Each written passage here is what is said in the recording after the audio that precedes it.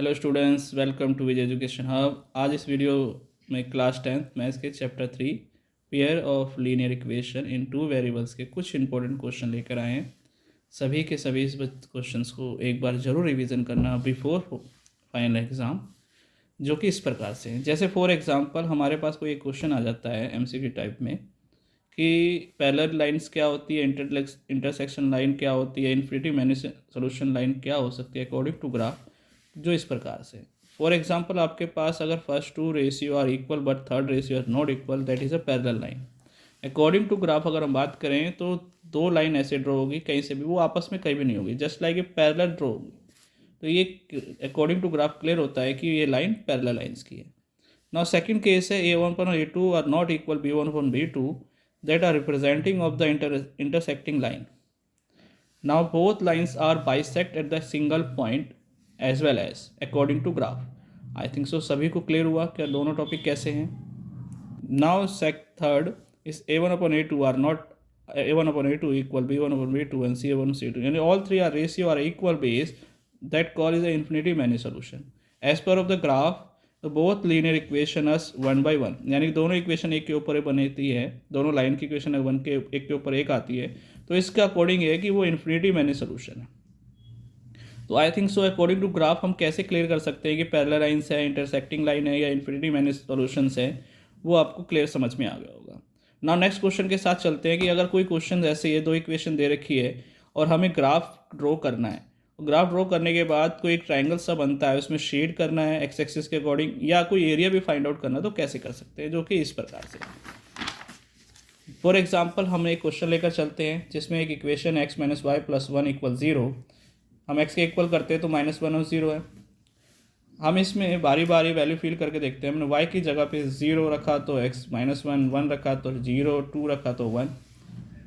Now three X plus two Y minus, now अगर देखते हैं 3x plus 2y is a minus 12, 2y equal 12 minus 3x and y equal 12 minus 3x upon 2। बारी बारी इसमें x की जगह 0, 2 and 4 अगर लेट करते हैं तो हमारे पास आंसर क्या आता है 630। इन दोनों इक्वेशंस की वैल्यूज़ को हमने की हेल्प से हमने ग्राफ ड्रॉ किया।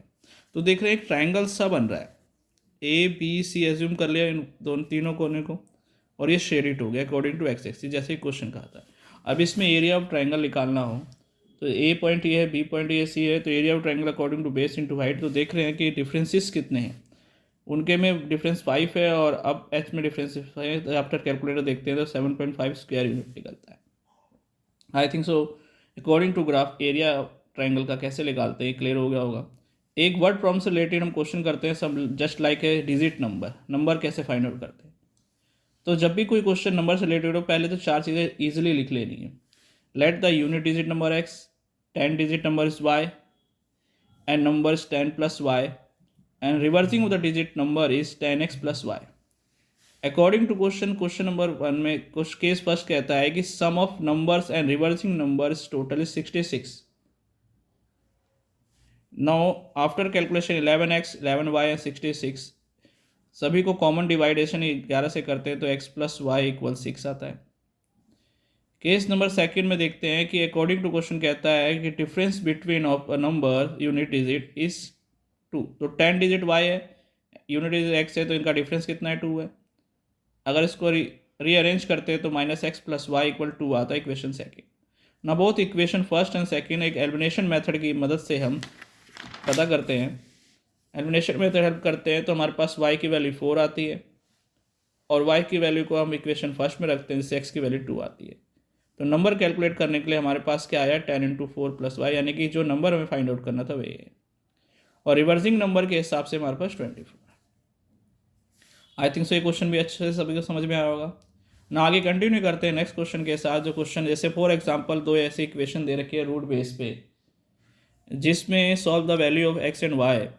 तो 1/√x को हमने p मान लेते हैं, 1/√y को q मान लेते हैं। इस फिल करते हैं तो 2p plus 3q equal 2, 4p minus 9q equal 1। By elimination method हम कैलकुलेट करते हैं तो एक बार q की वैल्यू आती है 1/3, उसको फिल करते हैं इक्वेशन में तो p की वैल्यू आती है 1/2।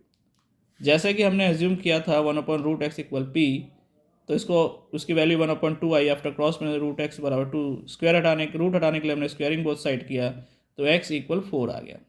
ठीक इसी प्रकार से 1/y root Y equal Q after cross multiplication से रूट वाई इक्वल 3 रूट हटाने के लिए स्क्वायरिंग बोथ साइड किया तो y इक्वल 9 आया।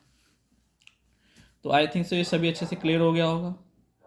Thank you. नेक्स्ट क्वेश्चन हम लेकर चलते हैं केस बेस के हिसाब से। मान लो कोई क्वेश्चन दिया हुआ है पेयर ऑफ द इक्वेशन, तो हमें इक्वेशन दे रखी है at least of pair of the possibility m और n के हिसाब से हम बारी बारी क्लियर करने की कोशिश करते हैं केस बेस में, यूनिक सोल्यूशन के हिसाब से, इन्फिनिटी मैनी सोल्यूशन के हिसाब से, नो सोल्यूशन के हिसाब से कि क्या पॉसिबल है।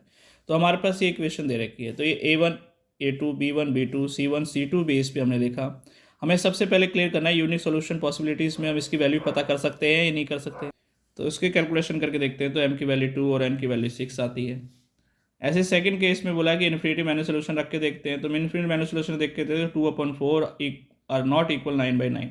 ये केस पॉसिबल ही नहीं हो सकता, तो यानी कि इसमें m और n की वैल्यू हम निकाल ही नहीं सकते, नो सोल्यूशन।